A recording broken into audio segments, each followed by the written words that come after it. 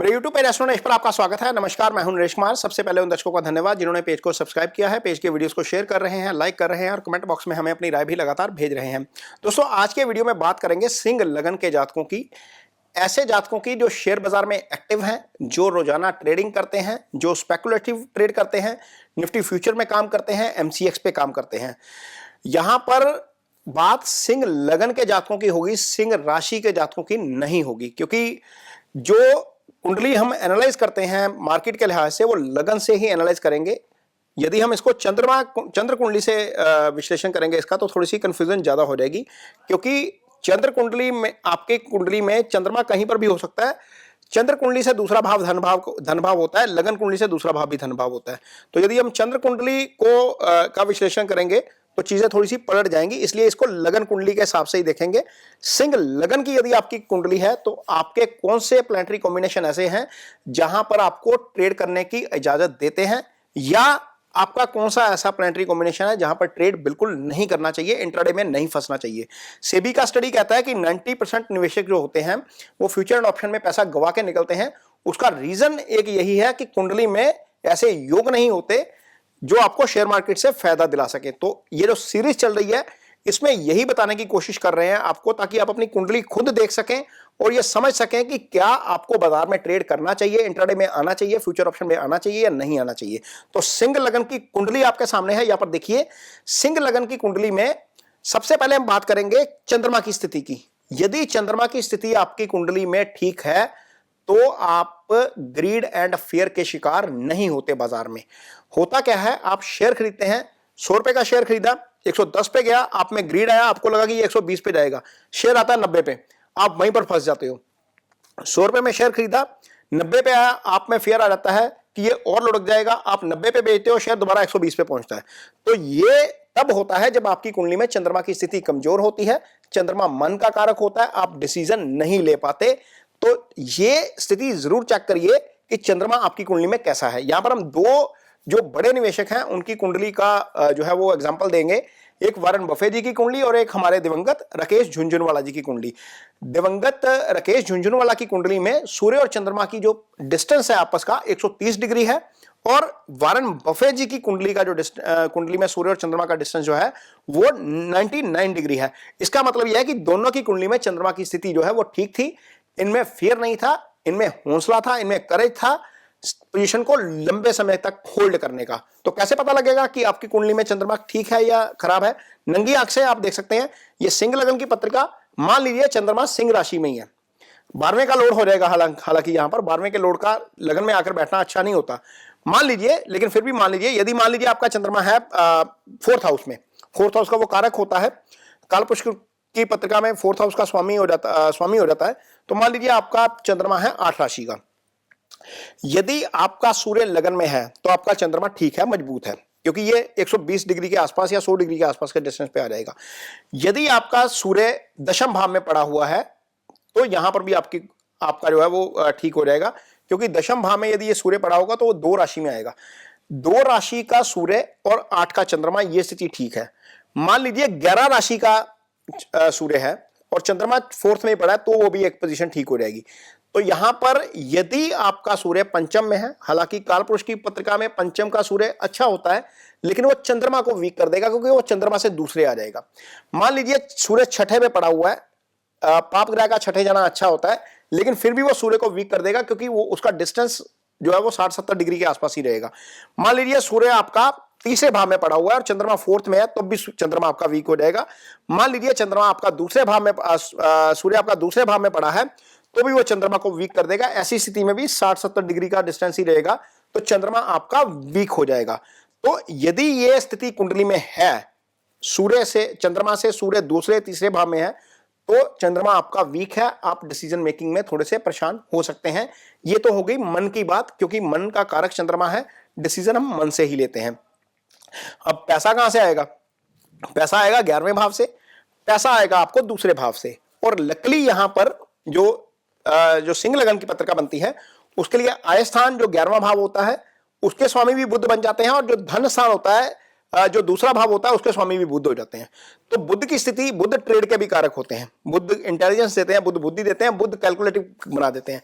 तो यदि आपकी कुंडली में बुध की पोजीशन ठीक है तो निश्चित तौर पर वहां पर आपको जो है वो फायदा हो सकता है, क्योंकि आय स्थान का स्वामी और धन स्थान का स्वामी मान लीजिए सूर्य के साथ है और सूर्य के साथ ही रहता है। नॉर्मली सूर्य से एक घर आगे एक घर पीछे या सूर्य के साथ बुध की पोजीशन होती है। मान लीजिए सिंह लगन की पत्रिका में बुध दूसरे भाव में बैठे हुए हैं, सूर्य के साथ ही बैठे हुए हैं, तो ये एक आइडियल कॉम्बिनेशन हो जाएगा। लग्नेश धन स्थान में चला गया, धन स्थान के स्वामी के साथ चला गया, ये एक आइडियल कॉम्बिनेशन हो जाएगा जहां पर आपको पैसा बन सकता है, आपको डेफिनेटली पैसा बन सकता है। लेकिन यदि आपकी कुंडली में सूर्य बुध आपका अष्टम में चला गया, बुध 12 में चला गया, तो आपके लिए वो नुकसानदायक हो जाएगा, क्योंकि बुध 12 में जाना अच्छा नहीं होता। काल पुरुष की पत्रिका में बुध 12 में जाकर नीच का हो जाता है। तो यहां पर ये देखेंगे कि आपका बुध कैसा है, सबसे पहले तो ये देखेंगे। दूसरा, आपकी कुंडली में गुरु की पोजीशन कैसी है। आय और धन भाव के स्वामी तो बुध हो गए, लेकिन गुरु आपकी कुंडली में, किसी भी लगन की कुंडली हो, कारक होते हैं आय और धन के। पंचम भाव के कारक भी गुरु होते हैं। यदि गुरु आपका छठे भाव में है, गुरु आपका अष्टम में है, गुरु आपका 12 में है, गुरु राहु के तो एक्सेस में है, गुरु शनि के प्रभाव में है, मंगल के प्रभाव में है, तो आपको नुकसान हो सकता है बाजार में, क्योंकि गुरु मार्केट को ड्राइव करने वाले ग्रह हैं। मरकरी और गुरु दोनों की पोजीशन, दोनों की जो कॉम्बिनेशन है उससे मार्केट ड्राइव होता है। आपकी कुंडली में भी ये ग्रह अच्छे होने चाहिए। यदि ये ग्रह अच्छे नहीं है तो बाजार आपके लिए नहीं है, आपको परेशानी हो सकती है। जो लोग खास तौर पर स्पेकुलेटिव ट्रेड करते हैं उनके लिए 12वां भाव अच्छा होना बहुत जरूरी है। 12वां भाव अच्छा इसलिए होना जरूरी है क्योंकि 12वां भाव स्पेकुलेशन का भाव होता है। मान लीजिए सिंह लगन की पत्रिका है, 12वें भाव के आपके शनि पड़े हुए हैं, पंचम में आपका मंगल आ गया, तो पंचम का मंगल 8वीं दृष्टि से 12वें भाव को देखेगा, शनि वहां पर ऑलरेडी विराजमान है।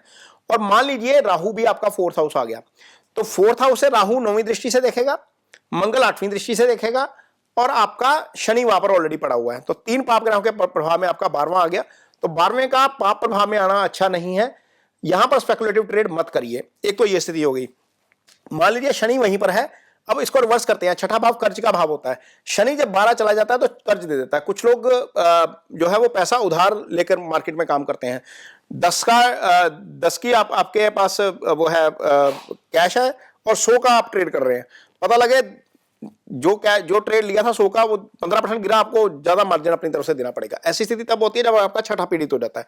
शनि आपका 12 पड़ा, सीधी दृष्टि से छठे को देख रहा है, केतु दशम में पड़ा छठे को देख रहा है, छठा भी 2 पाप ग्रहों के प्रभाव से पीड़ित हो गया। तो ऐसी स्थिति में स्पेकुलेटिव ट्रेड मत करिए, ये आपके लिए नहीं है। मंगल पंचम का होगा तो 11 को भी पीड़ित कर जाएगा, क्योंकि सीधी दृष्टि मंगल की 11वें भाव के ऊपर आएगी, तो यहां पर आय भाव भी पीड़ित हो जाएगा। तो यदि आपका चंद्रमा वीक है, आपका 12वां वीक है, आपका पंचम वीक है, आपका छठा वीक है, तो बाजार में स्पेकुलेटिव ट्रेड मत करिए। चाहे वो एमसीएक्स में करते हैं, चाहे वो फ्यूचर इंडेक्स में करते हैं, चाहे आप निफ्टी फ्यूचर में करते हैं, कहीं पर भी कर रहे हैं, स्पेकुलेटिव ट्रेड मत करिए। इन्वेस्टमेंट जिसने करनी है उसके लिए भी गुरु की पोजीशन अच्छी होना जरूरी है। मान लीजिए 12वां खराब है, हो सकता है 12वां खराब हो, कोई दिक्कत नहीं है, लेकिन यदि गुरु आपका अच्छा है तो गुरु आपको अच्छी स्थिति में जो है वो ले आता है। मान लीजिए आपका गुरु पंचम में पड़ा हुआ है, पंचम आपका 11 को देख रहा है, 12वां खराब है, कोई दिक्कत नहीं है, पंचम का गुरु 11वें भाव को देखेगा ना, क्योंकि यहां पर सिंह लगन में यदि गुरु पंचम में आएगा तो वो अपनी राशि का आ जाएगा, तो वो आपके लिए अच्छा हो जाएगा। मान लीजिए गुरु आपका भाग्यस्थान में पड़ा हुआ है, तो वहां पर भी गुरु अच्छा हो जाएगा, क्योंकि सिंह राशि की यदि हम पत्रिका बनाएंगे तो यहां पर गुरु मंगल की राशि में आ जाएगा, पंचम को एक्टिवेट कर देगा। वो इजी गिन का भाव होता है, एक दृष्टि लगन के ऊपर जाएगी, एक दृष्टि पंचम के ऊपर जाएगी, ये स्थिति एक अच्छी हो जाएगी। मान लीजिए यहां पर भी नहीं पड़ा, केंद्र में पड़ा हुआ है, सिंह राशि में सप्तम भाव में गुरु पड़ा है, तो भी 11 को एक्टिव करेगा, तो भी अच्छा हो जाएगा। दशम में पड़ा तो आपके धन भाव को एक्टिव कर देगा, वो भी अच्छा हो जाएगा। तो इन्वेस्टमेंट के लिहाज से आपका गुरु और बुध होना अच्छा होना जरूरी है किसी भी कुंडली में, सिंह लगन की कुंडली में खासतौर पर, क्योंकि बुध धन का कारक हो जाएगा, यहाँ पर धन भाव का स्वामी हो जाएगा, यहाँ पर आयुष भाव का स्वामी हो जाएगा। लेकिन यदि आपकी कुंडली में 12वां खराब है, चंद्रमा खराब है, पंचम खराब है, तो स्पेकुलेटिव ट्रेड मत करिए। अब सिंह लगन की पत्रिका में पैसा, बहुत ज्यादा पैसा कैसे आएगा। मान लीजिए शुक्र भी इन्वॉल्व हो जाता है, दशम में गुरु शुक्र इकट्ठे हो जाते हैं, क्योंकि सिंह लगन की पत्रिका में जो शुक्र है वो 10वें का स्वामी हो जाएगा, और गुरु और शुक्र यदि दशम में इकट्ठे हो गए तो निश्चित तौर पर वो पैसा आपको बाजार से दिला देंगे, क्योंकि गुरु की दृष्टि धन भाव के ऊपर जाएगी, और गुरु धन के कारक ग्रह शुक्र, क्योंकि 3 ग्रह होते हैं धन के, एक चंद्रमा होता है जो लिक्विड मनी होता है, जो फ्लो मनी का फ्लो चलता है हमारा रूटीन का, वो चंद्रमा से देखते हैं। जो धन होता है जो संचित कर लेते हैं वो गुरु से आता है। जो इमेंस मनी आ जाता है, जो अपार धन आ जाता है, वो शुक्र से आता है। अब शुक्र और गुरु दोनों इकट्ठे हैं, केंद्र में पड़े हुए हैं, अच्छी स्थिति में आ गए, तो निश्चित तौर पर एक त्रिकोण का स्वामी हो गया, पंचम का स्वामी हो गया ना, पंचम का स्वामी गुरु होके सीधा दशम में आ गया, केंद्र के भाव में बैठ गया, केंद्र के स्वामी के साथ बैठ गया, तो एक तो ये केंद्र त्रिकोण राजयोग बना देगा, दूसरा आपके लिए थोड़ा सा आपको धन भाव के ऊपर गुरु की दृष्टि आ रहेगी। तो ऐसी स्थिति में निवेश करेंगे तो आपको निश्चित तौर पर फायदा हो जाएगा, लेकिन स्पेकुलेशन मत करिए, स्पेकुलेशन करना अच्छा नहीं है बाजार में। तो यहां पर ये एक कोशिश की है हमने सिंह लगन के जातकों को ये बताने की कि यदि आपकी कुंडली में ये कॉम्बिनेशन है तो आपको बाजार में आना चाहिए। यदि जो मैंने पहले कॉम्बिनेशन बताए हैं यदि वैसे कॉम्बिनेशन है तो बाजार में मत आइए, बाजार आपके लिए नहीं, आप नुकसान करके निकलेंगे। ये वीडियो आपको कैसा लगा इस पर कमेंट बॉक्स में अपनी राय जरूर दीजिए। यदि वीडियो अच्छा लगे तो इसे शेयर जरूर करिए, पेज को सब्सक्राइब जरूर करिए। इसके साथ ही मुझे दीजिए, नमस्कार।